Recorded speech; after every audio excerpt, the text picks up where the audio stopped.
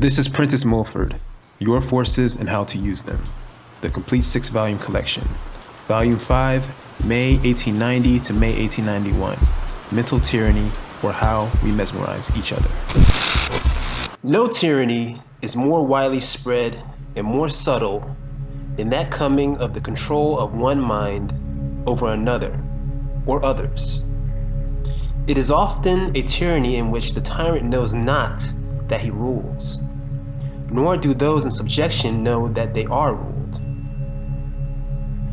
The tyrant also is generally in complete ignorance of the means and manner by which he rules, and in similar ignorance are those ruled by him or her. It is possible for you to come under the rule of another person's mind and act in accordance with that person's wishes. When you think, you are consulting and acting out your own. No control is more complete than when those who are ruled by others think themselves entirely free. The child in this way sometimes rules the parent. The child, a spirit with a new body, may have the most powerful mind or quality of thought. That child's spiritual existence may be far older than that of the parent, who has given it another physical body. It may have, through many successive earthly existences, grown in spiritual power far greater than the parent. It is ignorant of its power, as is the parent. But in its possible humors and whims, or in the assertion of its own character, that mind acting on the parent's mind may largely govern it, and the child will do very much as it pleases. By the terms powerful mind, or superior mind, or thought, we do not mean what is commonly termed learning. We mean the superior power of that force which goes from one mind to another, though their physical bodies be apart. An uneducated person may be endowed with this stronger force. That person will probably be successful in what he or she undertakes. The world terms this force of character. The real education means the power inherent in a mind as drawn out and exercised, not opinions, facts, often errors, and figures put on or mesmerized. If your thought is superior to mine, it will the stronger affect, influence, or sway others on whom you put it. As an element, it goes literally to them and has on them what we must term, for lack of a better phrase of illustration, a mesmeric influence. In such way, the first Napoleon threw his mind on his troops. Every soldier under him felt it and had it acting in him. Their mind felt his spirit as a more powerful element of thought emanating from him, exactly as a physical sense feels the sun's rays. Then why, you may ask, did not his power for victory continue? Because he fell through ignorance into the common error of allowing his mind to become adulterated with an inferior force or thought.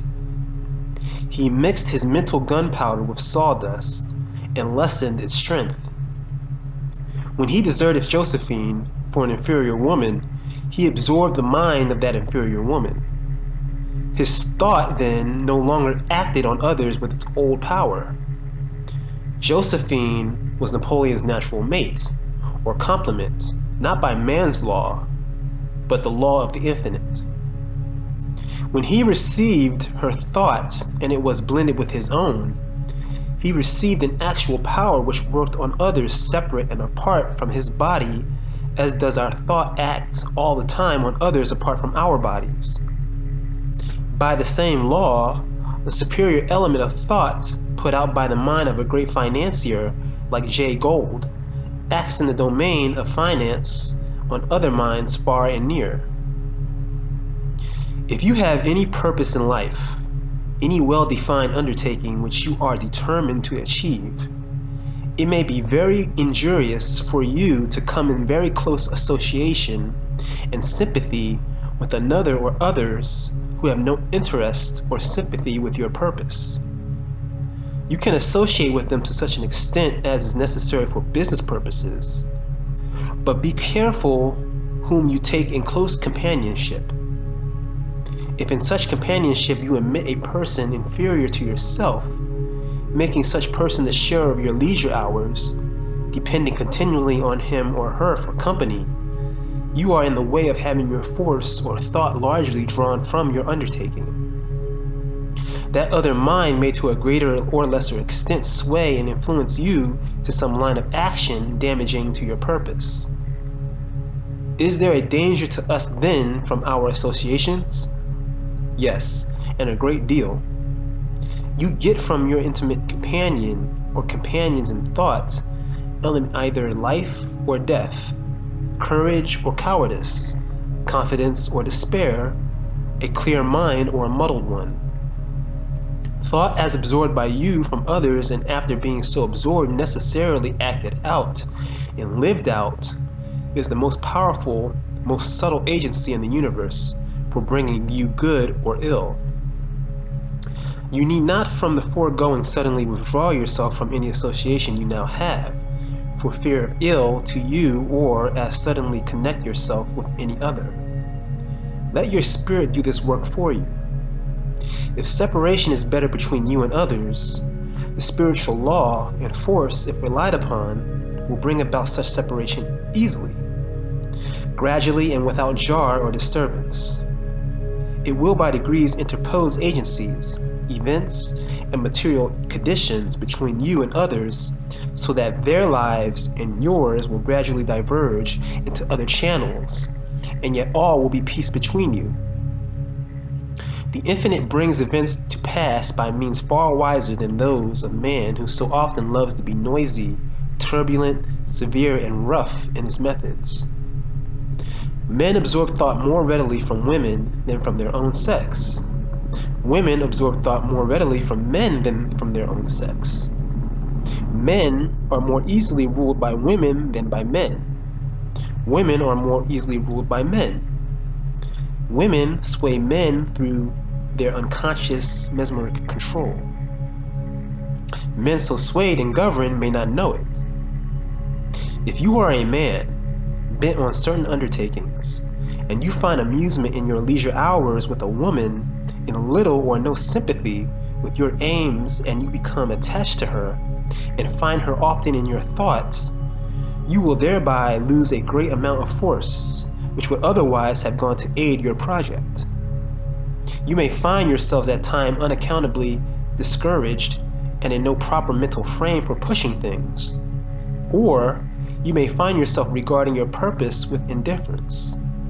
You will lack that flow of calm, steady enthusiasm which makes success certain. What is the matter? This. You have absorbed that woman's mind. You are thinking her thought of indifference or incredulity as to your aim. If you think it, you will act it. You have in your mind grafted a part of her inferior mind. You have so made her a part of yourself. You are then to an extent ruled by her, though she may not know it. She may be agreeable and fascinating. Time passes rapidly in her company. There is in her for you a peculiar charm. You do not for the time care, though you find she is not in accord with your deepest convictions. You brush quickly away the momentary pang and disappointment as you find her at times trifling and flippant regarding what you hold most deeply in belief and respect. If it be the woman who has a superior mind, the greatest mental force, for example, and she becomes similarly entangled and charmed with an inferior masculine mind, she will suffer injury. The charm under these circumstances lasts for but a season. With closer acquaintance, it vanishes for one or the other, sometimes fortunate for both. But ere it has gone, the material marriage of the world may in name and form only have united them. Then comes the long years for one or the other or both of disappointment. For such marriage is, in the highest sense, no marriage at all. Here we see the force and the application of the apostolic admonition, "Be ye not unequally yoked together." No single man or single woman who has any real belief and trust in the infinite and supreme mind will ever be led astray in this matter. They will be guarded. It is humanity's recklessly rushing forward in life without asking for counsel, a guidance of the infinite wisdom that causes all its troubles. Mesmerism or hypnotism is but one form of mental tyranny. In the public exhibition, the operator may gain that control over another that even his body is moved and controlled by the operator's thought. In other words, the person mesmerized allows unconsciously his own mind to be displaced, cut off from control of its body, while the operator's thought uses his body as if it were his, the mesmerizer's, own. How the mesmerizer does this, even he cannot fully explain. He has found that by placing his mind in a certain attitude toward another of a certain temperament, he can control that other's mind. Sometimes he commences this process by fixing subject's attention on some material object, say a coin in the palm of his hand. On such coin, the subject's mind may become concentrated and is then less positive or antagonistic to the other's will. Meanwhile, the operator's mind is in the attitude of silently thinking "must" to the other. He is saying in thought to the other, "You must do this or that," or "You must think yourself in this or that situation. Your arm is rigid, your leg is immovable, you cannot stir a step." As a person is made to think, so will he act. The subject is made to think completely the operator's thought. That thought takes complete possession of him or her and is then acted out physically. The mesmerizer finds he cannot do this with everyone. Why? Because if you have made up your mind thoroughly and are determined that your mind shall not be so ruled by another, you will not be. The same mood of mind on your part will prevent you from being influenced and controlled by those about you in your daily life, where the process of control of mind over mind is continually going on. A mind having the use of a body can be controlled, and its body to an extent used by a mind without a body. This phase of mental action of mind on mind goes now by the name of mediumship. The mind not having the use of a physical body may be ignorant, shallow, silly, and pretentious. It may lie. It may, in using the other person's organ of speech, assert itself falsely as some famous character of ancient or modern times. It may be of any shade of character and motive. If weak and erring, it will probably be attracted to and use the organization of some mortal weak and erring as itself. This form of action of mind on mind can, under certain conditions, be a means of great good. It is as used today productive of much evil as are all new developments of force on this planet until better understood. No person can, without great injury, give themselves up passively to the mental control or influence of all and any manner of mind, whether that mind use a physical body or be without one. These forms of mental control, known as mediumship and mesmerism, are but a small part of the operation of this law. Minds are all the time acting upon and controlling other minds or being controlled all through society. Distance of bodies apart has little effect on these mental forces. Given a previous close companionship, and some person's mind whose body is 1,000 miles away may act on yours for good or ill, until its power is weakened or diverted by the action of some other mind. You may be, to an extent, placed unconsciously more or less under the power of another person's mind, and that person may put the power of his or her thought on you, and may or may not be ignorant of the method of throwing their mind on yours. If such a person has a strong and incessant desire that you act in accordance with his or her wishes, and you are much in sympathy and association with him or her, and not positively antagonistic to such wish, you are very liable to act in accordance with it. and at the same time, you think that you act entirely of your own accord and of your best judgment. In such case, you may possess a stronger mind and more positive will, but ignorant of this law, ignorant of the fact that mind so works on mind separate from any physical effort, ignorant of the fact that whether physically near or apart, that other mind still works on yours, you are taken at a great disadvantage. For you have still this unseen, unknown, and subtle force of the other's thought and desire ever working on you, and you never dream of the necessity of resisting it. For asleep, as it were, you may come eventually into a state of complete subjection to that person. The weaker mind may then rule the stronger, because the stronger blindly allows itself to be bound by these mental chains. This tyranny is going on everywhere. Husband so rules over its wife, or vice versa. Sister wields it over sister and brother over brother. The one you think your best friend may carry in his mind the strong desire to sway you in some way to his or her purpose, and yet be blind to its utter selfishness. But blind or not, the force so put out from that mind will work its result unless you know something of this law and make yourself positive to it.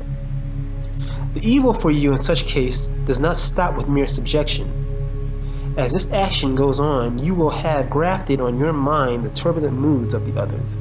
Their beliefs in error and some form of physical weakness or disease will result of it.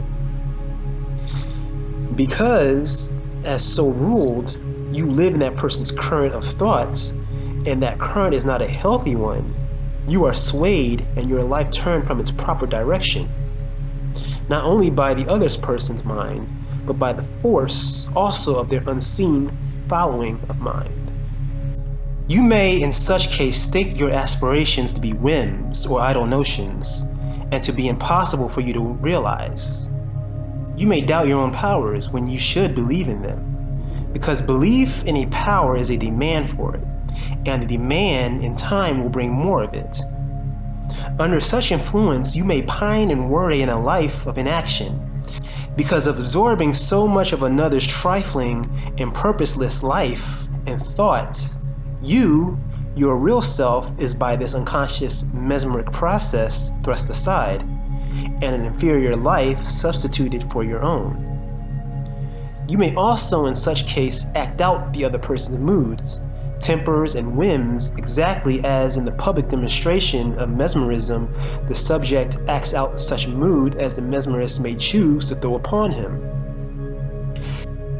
If a man fall upon you without intent and knock you into the gutter, may not the injury to you be as great as if he did so willfully? So works this power of mind as put out and received from one mind to another all the world over. The mother may throw it on the child may throw it on the mother. The mother from the child's infancy upward may have at heart this unspoken desire. I want my child as to occupation or aim in life to be what I wish. I do not want it to go in this or that path in life.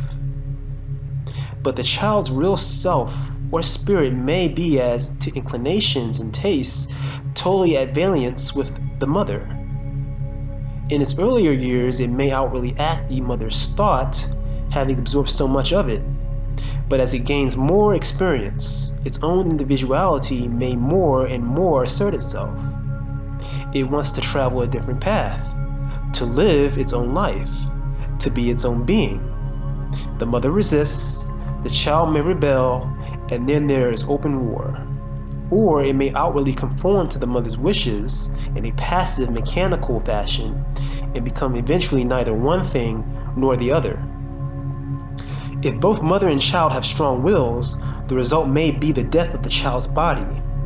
Its spirit thwarted, and in all its inclinations, frets the body, wears it out, and breaks at last the cord which unites body and spirit. As a parent, you do not and cannot form any other person's life or being, no matter what may be the tie of relationship between you. You can, to an extent, protect and guard it during a certain period of its earlier physical existence, but the time must come when the spirit with a new body must have its own way, get its own experience, be the path or method what it may, and if it is your influence and that alone that keeps it in any certain path of life, you have but temporarily enslaved another mind. You are controlling it after your own fashion. It is but a mental puppet you are working. You are retarding the real growth of that mind. And when your influence is removed, it will no longer live the life you have made it seem to live. Today, there are thousands on thousands of such mesmerized children. It may be added of all ages. They are spirits who have never sundered a link of the mental tyranny unconsciously placed on them by the parents, and so they go on believing as the parents believed, erring as the parents erred, suffering in consequence as the parents suffered, and in pain and agony losing at last another physical body as the parents lost theirs. Demand to be free from this tyranny, and ultimately you will be. You will come to know more of these laws. Your spirit will feel and know when there is danger of being so tied to and led by another. If you are in a strange city and have any particular business aim in view, keep much to yourself. If while there you go and live in a private family, and you are by nature sympathetic and what is termed susceptible, you are liable to be mesmerized to an extent controlled by that family. If being in the sense of a temporary member of such family, you become interested in its people, if you get into their cares and lives and troubles as acquaintance and association unfolds and reveals them to you, you may have, unconsciously to yourself, too much of their mind on you. You will then be thinking of and carrying their cares and troubles. If you do, you take just so much force or thought out of your own business. You cannot well carry two loads at once. Thousands of plans and business projects are seriously crippled or ruined from this cause. If we do not well guard our sympathy, but let it go out freely whenever it is called upon, we fritter it away on hundreds and do little good to anyone. Many a person is subject to certain mental tyrannies who would scarcely dare acknowledge it did they realize it. We are so overpowered at times by officials behind gratings and pigeonholes. We find ourselves in such cases hesitating or weak in asserting what, after reflection, shows to be for us right and reasonable.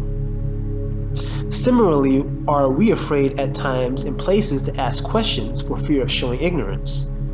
And before whom? People with whom, if better acquainted, we should not hold in the highest estimation. Some suffer and endure little extortions and tricks of trade because of being afraid to protest or make a row over such matter. We may try and excuse ourselves on ground that the matter is not worthy of serious attention. That is not in many cases the real reason. We are afraid of protesting for fear of the opinion of certain people. We are under their smaller minds. We fear being called stingy or mean over a matter of few cents.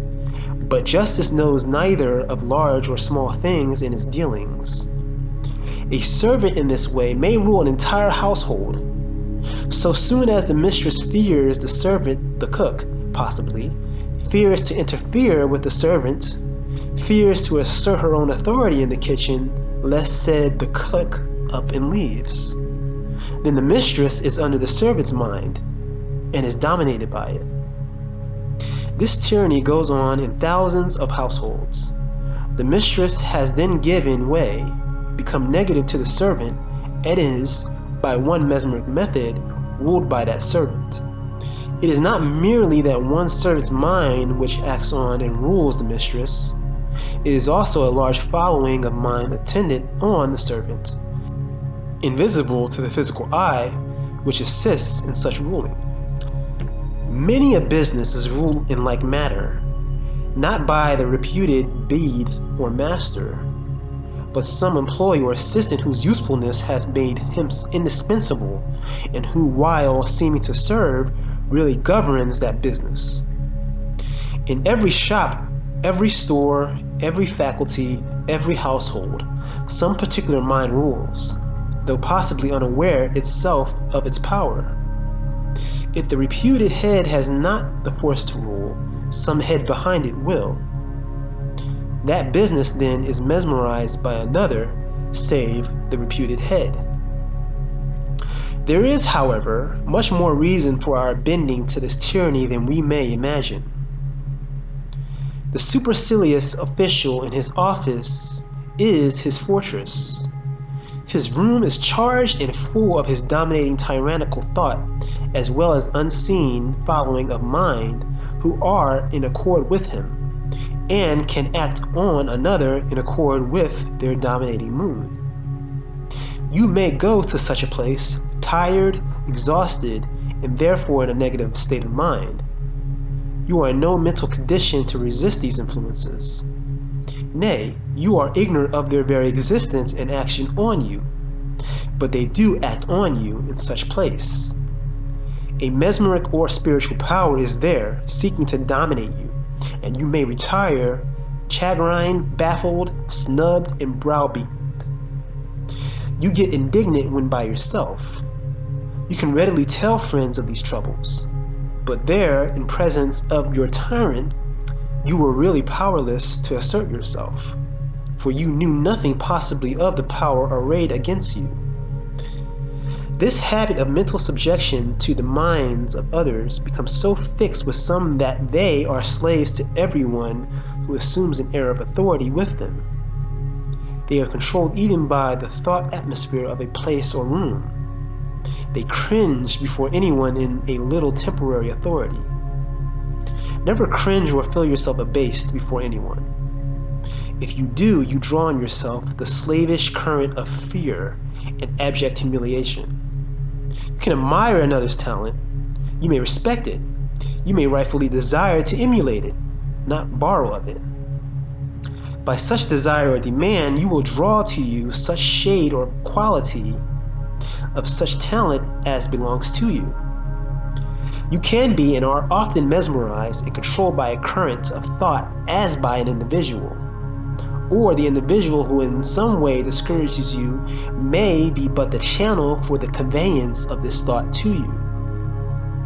The cringing thought, the fear of something, of poverty or sickness as put out by millions of mind on the one hand, and the tyrannical dominating thought which the same order of slavish mind may put out when it can tyrannize, all unite to form a vast volume or current of thought.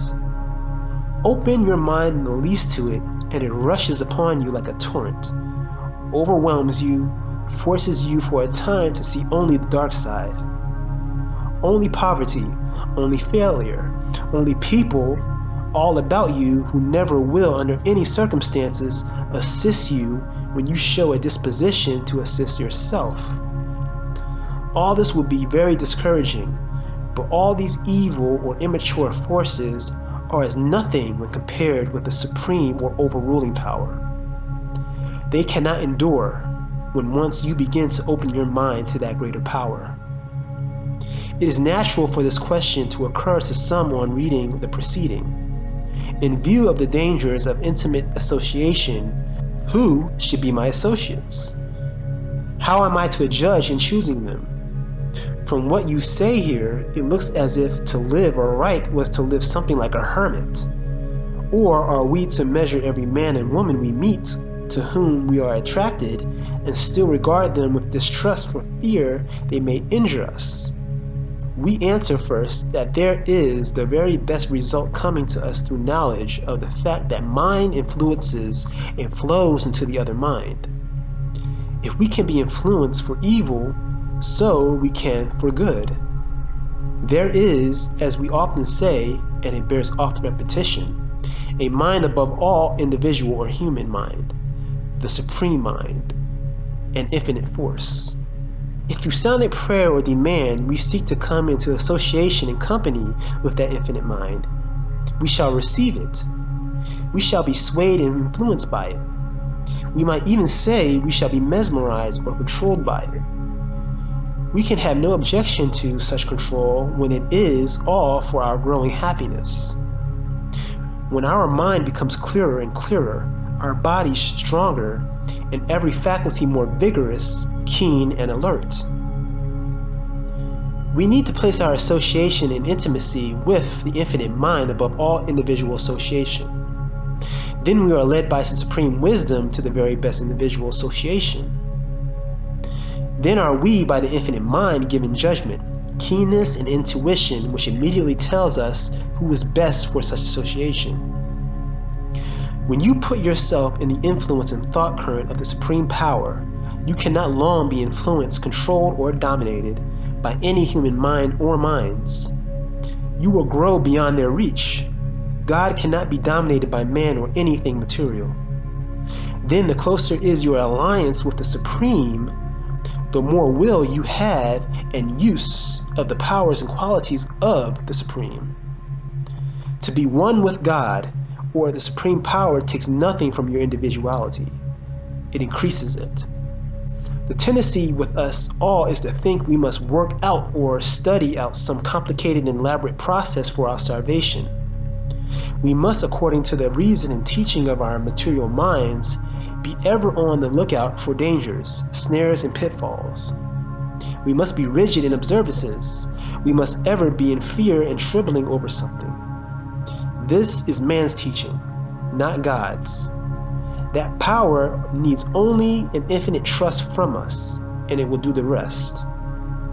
A demand, we ask here. We demand to come nearer and nearer the infinite mind, to feel more and more sure of its reality, to have proof of its reality, to learn that we can trust to any extent. We demand to be cleared of all doubt in this matter. We ask that infinite mind be taken more and more into our daily companionship, that we walk with it as with a friend, that we know in the most literal and practical sense that we are dealing with a grand reality, which involves and assists in the minutest details of our everyday life, as much as it does in controlling worlds and systems of worlds. We ask to feel this power, that sense of rest and security from all harm, security from want, from sickness, from all the ills which men dread, so that we may say in the fullest belief, though I walk through the valley of the shadow of death, I will fear no evil.